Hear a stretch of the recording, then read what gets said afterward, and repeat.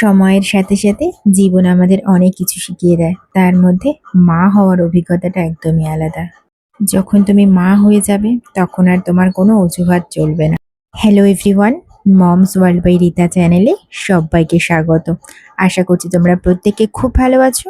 আমরাও বেশ ভালো আছি। গুজরাটের বরোদা শহরে আমরা এখন আছি, আর এখানে চিকিৎসা ব্যবস্থা কিরকম কি সুবিধা আছে সেটা তোমাদের সাথে আজকে শেয়ার করে নেব। আর তার সাথে একটা দিন শেয়ার করব যেখানে আমি আমার ছেলেকে নিয়ে সারাদিনের রুটিন কেমন থাকে। আজকে রোহানের ডক্টরকে দেখানোর ডেট ছিল। অ্যাকচুয়ালি ২-৪ দিন আগেই কিন্তু আমি একটু প্রবলেম ফেস করছিলাম ওকে নিয়ে। সেটা হলো ওকে ফিড করানো নিয়ে। ওকে না যখন ফিড করাই ও এত প্রচণ্ড জোরে সাগ করতে থাকে যেটা ওর ব্রিথ নিতে অনেক সময় কষ্ট হয়ে যায়। মানে কিছুক্ষণের জন্য মনে হয় যেন ওর দমটা আটকে যাবে, এরকম একটা ফিল হয়। তো সে কারণে ভাবলাম ডক্টরকে একবার দেখিয়ে নেব। আর আইব্রোর কাছে একটুখানি র‍্যাশ উঠেছে যেটা একটু ড্রাইনেস এর কারণে মনে হচ্ছিল, তো সেটাও দেখানোর ছিল, সে কারণে এসেছি আজ। ठीक है। वाइट वाइट पहले तो कभी इधर उधर लाल लाल से दिख रहा था, लेकिन अभी कुछ दिन से इधर पे ऐसा दिख रहा है। ये सिंपल इलेक्ट्रोकेमिकल लगाओ। আর এখানে ট্রিটমেন্টের কথা তোমাদেরকে বলি। ফার্স্ট অফ অল এখানে ডাক্তাররা ভীষণ অ্যাপ্রিশিয়েবল, খুব ডিটেলসে কথা বলে, যেটা আমাদের কলকাতায় বা ওয়েস্ট বেঙ্গলে আমাদের যেটা অভিজ্ঞতা হয়ে থাকে যে ওখানে কিন্তু ডাক্তাররা এত ডিটেলসে কথা বলে না বা এতটা সময়ও দেয় না। এখানে কিন্তু তুমি যতক্ষণ অবধি তোমার কোয়ারিজ থাকবে ততক্ষণ ওরা তোমাকে শুনবে, এবং আফটার যখন তোমার চেক আপ হয়ে যাবে তারপরেও কিন্তু ওরা তোমার সাথে যোগাযোগ রাখে। এখানে যে আমরা দেখাতে এসেছি এটা কিন্তু কোনো চেম্বার নয়, এটা অ্যাকচুয়ালি একটা ডক্টরেরই সেটআপ, মানে এখানে একটা হসপিটালই বলতে পারো। এখানে এনআইসিইউ রয়েছে, বাচ্চাদের এমার্জেন্সি সেকশন, যত রকমের ট্রিটমেন্ট দরকার সবটাই কিন্তু এখানে হয়ে যায়। আর রোহানের যেহেতু বলছিলাম একটু ব্রিথ নিতে অসুবিধা হয় যখন ও খাবার খায় বা ফিড করে, তো ওই জন্য ওর একটু ব্রিথটা দেখে নিচ্ছিল, হার্টবিটটা। তো ওদের হার্টবিট তো পায়ের মধ্যে এরকম দেখো লাগিয়ে দেখে সেরকম। ডক্টর দেখে কিন্তু বলল যে ঠিকঠাকই আছে, কোনো চিন্তার ব্যাপার নেই। Good morning friends, welcome back to my channel. সবাই আশা করছি খুব ভালো আছো। আর আজকে ব্লগটা স্টার্ট করলাম ফ্রন্ট ক্যামেরায় তোমাদের সাথে কথা বলতে বলতে। তো অ্যাকচুয়ালি না কিছুদিন ধরেই আমি বেশ কিছু শর্টস ভিডিও আপলোড করছিলাম তার সাথে সাথে। তো ভাবলাম যে এবার উইকলি দুটো করে আবার লং ভিডিও তোমাদের সাথে শেয়ার করা যাক, কারণ মাঝখানে একটু বিজি হয়ে গেছিলো, কারণ বুঝতেই পারছো ডেলিভারির পরে ১-১.৫ মাস একটু অ্যাক্টিভিটিটা কমে যায়, মানে সেইভাবে কাজ করাটা যায় না। তো এখন অনেকটা নর্মালাইজ হয়েছে সবটা। তো প্রায় ১.৫ মাসের উপরেই হতে চললো, অনেকটা রিকভারি হচ্ছে। তো করে ব্লগ ভিডিও তোমাদের সাথে মানে লং ভিডিও শেয়ার করবো। আর তোমাদের কেমন কি লাগছে অবশ্যই করে কমেন্টস করো। আর কী টাইপের আগামীতে আর ভিডিও তোমরা দেখতে চাও এখন এই বাচ্চা রিলেটেড, মা রিলেটেড, তো অবশ্যই তোমরা কিন্তু কমেন্টস করে জানিও। এই যে বাবু ঘুমাচ্ছে, গালে হাত দিয়ে ঘুমাচ্ছে, আবার হাসলো। ভিডিওর শুরুতেই তোমাদেরকে বলছিলাম যে জীবন আমাদের অনেক কিছুই শিখিয়ে দেয়, আর সত্যি কথা বলতে এটাই মনে হয় রিয়েলিটি। আমরা যখন না মা হয়ে যাই, মা হওয়ার আগে পর্যন্ত তোমার লাইফ কিন্তু একদম ফ্রি। যেদিন প্রেগা নিউজ কিটটাতে প্রেগনেন্সি টেস্ট করে তুমি জানতে পারবে যে তুমি মা হতে চলেছো, সেদিন থেকেই তোমার লাইফ একটু একটু করে চেঞ্জ হতে থাকবে। আর তারপর পুরো ৯ মাসের একটা জার্নি, সেখানে তো অনেক রকমের অভিজ্ঞতা থাকে, ভালো লাগা, খারাপ লাগা, অনেক কিছু থাকে। আর তারপর ফাইনালি যখন তোমার বাচ্চার বার্থ হয়ে যাবে, সেদিন থেকে কিন্তু তুমি মা হয়ে যাবে, আর তোমার মধ্যে সব রেসপন্সিবিলিটি চলে আসবে। তখন কিন্তু আর ওই ভালো লাগছে না, খারাপ লাগছে, আজকের দিনটা না ভালো লাগছে না, থাক ছেড়ে দিই, বা এই সময়টা না আমি একটুখানি রেস্ট করে নিই, থাক এই কাজটা করব না, বা আজকে চলো অমুক জায়গায় ঘুরতে যাই, এই সমস্ত জিনিস কিন্তু তখন আর হবে না। আর কোনো রকমের অজুহাতও আমরা দিতে পারবো না। তো এটা একটা বড় রেসপন্সিবিলিটি মা হওয়ার, মা বাবা দুজনের ক্ষেত্রেই কিন্তু এটা প্রযোজ্য। শুধু মায়ের ক্ষেত্রে আমি বলছি যেহেতু আমি এখানে কথাগুলো বলছি, বাবাদেরও কিন্তু তাই। যখন তারা একটা পুরো সংসারের রেসপন্সিবিলিটি নেয় না, তখন কিন্তু তাদের ক্ষেত্রেও কোনো অজুহাত চলে না। তারা যদি বলে না আমি ১ মাস ছুটি নেব, চাকরি করব না, বা যে যেই কাজটাই করছে, বিজনেস করছে, সেটাও কিন্তু তার ক্ষেত্রে সম্ভব না। তো আমরা মায়েরা অনেক সময় ভাবি যে আমরা মায়েরা বোধহয় অনেক কিছু করছি, মানে স্যাক্রিফাইস করছি। তো সমানভাবে কিন্তু বাবাদেরও তাই। তো বাবা মা দুজনের ক্ষেত্রেই কিন্তু যখন তুমি বাবা মা হয়ে গেছো তারপর কিন্তু তোমার আর কোনো অজুহাত চলে না। তখন তোমার লাইফটা শুধু নিজের একার নয়, তখন কিন্তু তোমার বাচ্চার রেসপন্সিবিলিটি সবথেকে বড় হয়ে দাঁড়ায় তোমার জন্য। আর যখন না মা হয়ে যাই তখন কিন্তু মায়ের যে মানে গুরুত্বটা তখন আরো বেশি করে ফিল হয়। মানে তোমার নিজের মায়ের গুরুত্বটা, যে মায়েরা কি করে থাকে। আর বাবার ক্ষেত্রেও কিন্তু সেটা। বাবারা কিন্তু মুখ বুজে থাকে বা সেরকমভাবে ফিলিংস হয়তো শেয়ার করতে পারে না। তো সে কারণে আমরা হয়তো ভাবি যে তাদের বোধহয় সেভাবে ফিল করে না। কিন্তু সবটাই তারা ফিল করে। তাদের হয়তো সেই ভাষাটা সেইভাবে আসে না। তো যাই হোক, তো এটা তোমাদের সাথে শেয়ার করলাম। আমি জানি না কারা, কারা রিলেট করছো আমার সাথে। অবশ্যই করে কমেন্টস করে আমাকে জানিও যারা রিলেট করো। অ্যাকচুয়ালি মাঝখানে রোহানকে রেখে একদিন আমরা বেরিয়েছিলাম।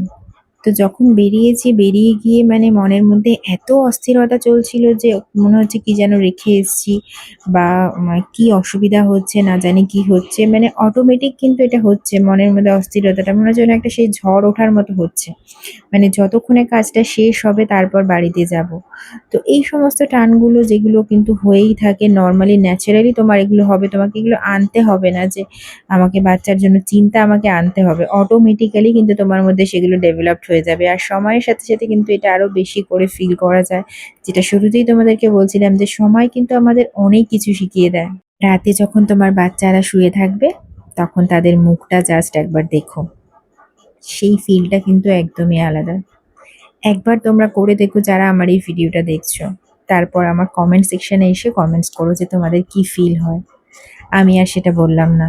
যাই হোক, অনেক কথা তোমাদের সাথে শেয়ার করলাম আর তার মাঝখানে কিন্তু অনেক কাজ হয়েও গেছে। সকালে ব্রেকফাস্ট হয়ে গেছে আর এই যে বাবুকে শুইয়ে দিয়েছি রোদে। হালকা, হালকা রোদ আসছিল, তেমন করে রোদ আসছিল না। তো রোদে রেখেছি, ওকে তেল মালিশ করা হয়ে গেছে। তারপর ওকে স্নান করিয়ে দিয়েছি আর দেখো স্নান করার পরে তার চিৎকার আরম্ভ হয়ে গেছে। কোথায়? স্নান হয়ে গেছে বাবুর এখন, তোকে এখন একটু দুধ খাইয়ে দিচ্ছি, এবার ঘুম পাড়াবো। স্নানটা করিয়ে দিলাম। স্নান করানোর সময় খুব মজা করে, আজকে আর ভিডিও করতে পারলাম না স্নানের টাইমে। এই যে বড় জনেরও স্নান হয়ে গেছে, আবার ড্রেস পরেছে আইসক্রিম ড্রেস। খেয়ে নেবে তোমরা আইসক্রিমগুলো, নিয়ে নাও আইসক্রিমগুলো। আমি কেন নেবো? চেহারাটা আমার দেখছি, এখন ফ্রন্ট ক্যামেরা দিয়ে ভিডিওটা করছি তো মুখ টুকের অবস্থা যা হয়েছে, এবার একটু সেলফ কেয়ারের দরকার। মানে একদম সময় যেন কোথা থেকে কোথায় চলে যাচ্ছে। তো এবার একটু একটু করে নিজের জন্য সময় বার করতে হবে, নিজের একটু কেয়ার করতে হবে। হ্যালো খাও খাও খাও। হ্যালো এই যে না দুধ। হ্যাঁ এনে দুধ। মাথায় জল আছে বাবু, ই পুরো জল। বেশিরভাগ সময় যখন রোহানকে ফিড করাই তখন এই যে তার দিদি এসে চলে আসে, আমাকে দাও আমি খাওয়াবো বাবুকে। তারপর আবার তাকে বোঝাতে হয় কিছুক্ষণ ধরে যে দাঁড়াও আমি ওকে খাইয়ে দিই তারপর তুমি কোলে নেবে। দিদি কোলে দুধ খাচ্ছে। দিদি কোলে দুধ খাচ্ছে। দিদি কোলে দুধ খাচ্ছে। আর তোমাদেরকে আরেকটা জিনিসের রিভিউ দেওয়ার আছে, ব্রেস্ট পাম্পটা কিন্তু খুব কাজের। মানে ওটা দিয়ে এত সুন্দর করে বার করে নেওয়া যাচ্ছে, কারণ বসে বসে খাওয়াতে গেলে না পিঠ প্রচণ্ড ধরে যায়। তো ওই জিনিসটা কিন্তু খুব কাজের ব্রেস্ট পাম্পটা, মানে যারা তোমরা মানে নিউ বর্ন আছে তো ট্রাই করে দেখতে পারো। আর ইলেকট্রিকটা আমার মনে হয় পাম্প করার থেকে ওটা বেশি ভালো। প্রাইসটা একটু বেশি পড়ে, এটা সরিয়ে দাও। প্রাইসটা একটু বেশি পড়ে, বাট তাও আমার মনে হয় যে ভালো। ঠোকর ঠোকর মারো। তবে এই জিনিসগুলোর কিন্তু কোনো রিটার্ন পলিসি নেই, মানে যদি এনেছো তো তোমাকে ইউজ করতে হবে, কোনো রিটার্ন করা যাবে না, এটা একটা ব্যাপার আছে। অনেক চেষ্টা চরিত্র করে এখন ঘুমটা পাড়ালাম, পাড়িয়ে এবার আমি যাবো স্নানে তাড়াতাড়ি করে। মায়ের রান্না এখনো হয়নি, কারণ রাতের কাছে নাকি কে জানে।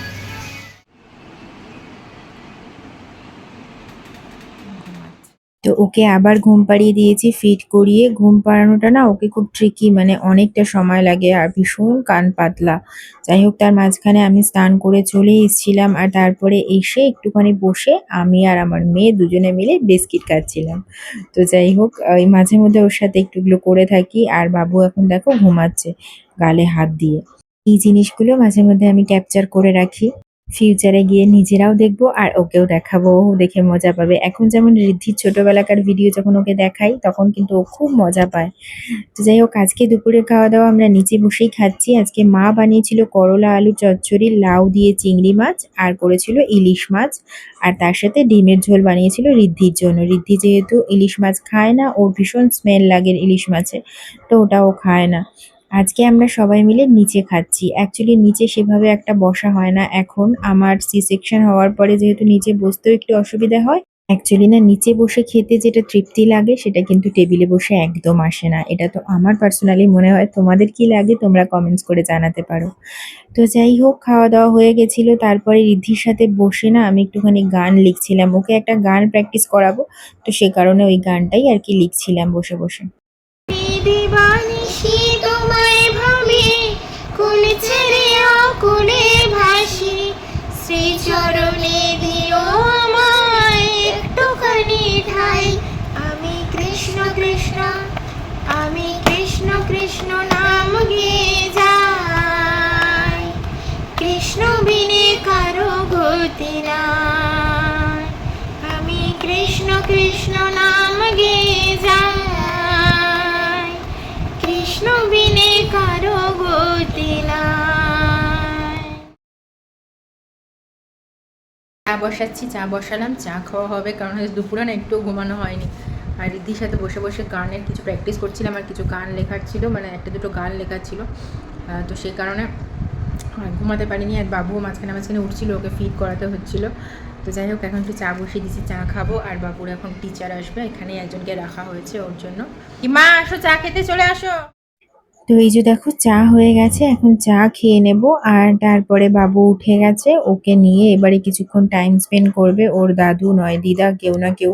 তো এখন যেহেতু মা বাবা রয়েছে তো সে কারণে অনেকটাই সুবিধা হয়ে যায়, কারণ এখন এখন ওই ১-২ ঘন্টা শুয়েই উঠে পড়ে, তারপরে আবার ওকে দেখার জন্য কেউ একজন লাগে, তো ওই জন্য এখন অনেকটা সুবিধা হয়ে যাচ্ছে। আর যাই হোক আজকে বিকেলে ইভিনিংয়ে স্ন্যাক্স হিসাবে বানাচ্ছি এখানে ফ্রেঞ্চ টোস্ট, যেটা ডিম ফাটিয়ে নিয়েছি আর তার সাথে একটু মিল্ক দিয়েছি আর একটুখানি গোলমরিচ দিয়ে, আর তার সাথে কিছু মিক্স হার্বস ছিল সেগুলোকেও দিয়ে দিয়েছি। আর তারপরে ব্রেডগুলোকে দেখো ডুবিয়ে বাটারের মধ্যে এভাবে এপিট ওপিট করে ভেজে নিতে হবে। আর খেতে কিন্তু খুব ভালো লাগে ফ্রেঞ্চ টোস্ট। তোমরা কারা কারা খেতে পছন্দ করো আমাকে কমেন্টস করে জানিও।